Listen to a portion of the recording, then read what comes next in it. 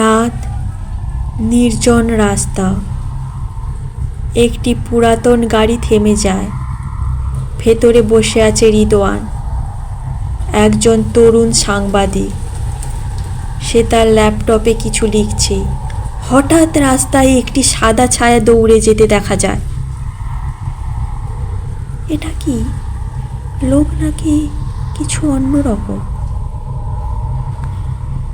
সে গাড়ি থেকে নেমে ছায়ার পেছনে ছুটে যায়।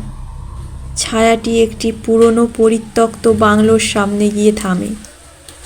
দরজার উপরে বড় হরফে লেখা, প্রবেশ নিষেধ। অন্ধকার ও শুনশান। রিদওয়ান টর্চ জ্বালিয়ে ঢোকে। মেঝেতে ধুলো জমে আছে, দেওয়ালে ছোপ ছোপ রক্তের দাগ।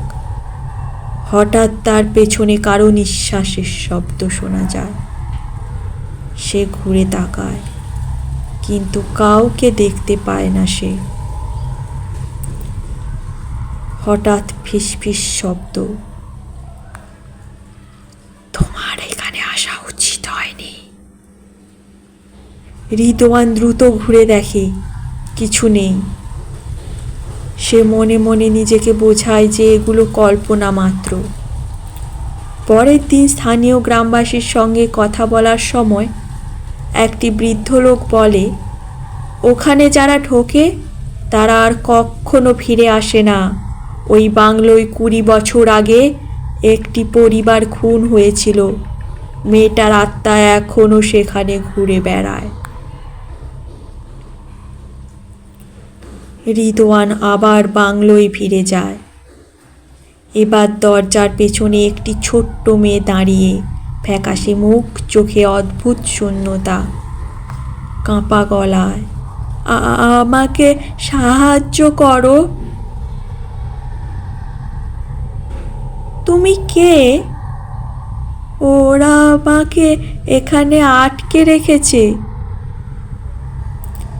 পেছনে হঠাৎ ছায়ামূর্তির আবির্ভাব।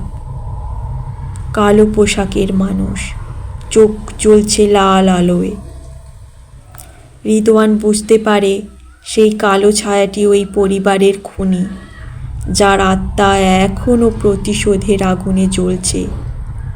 ভয়ানক সংগ্রামের পর রিদওয়ান মাটিতে থাকা একটি পুরনো ডায়েরি খুঁজে পায়, যেখানে লেখা ছিল হত্যাকাণ্ডের আসল সত্যি। রিদওয়ান ফিরে এসে ডায়েরি প্রকাশ করে, যা দীর্ঘদিনের রহস্য উন্মোচন করে। বাংলোর মেয়ে আত্মা শান্তি পায়, কিন্তু শেষ দৃশ্যে দেখা যায় সেই ছায়ামূর্তিটি আবার কারও পেছনে দাঁড়িয়ে আছে। এখানে খুনি শুধু একজন নয়, বরং একটি প্রাচীন অভিশাপ, যা প্রতিটি নতুন আগন্তুককে তার শিকারে পরিণত করে।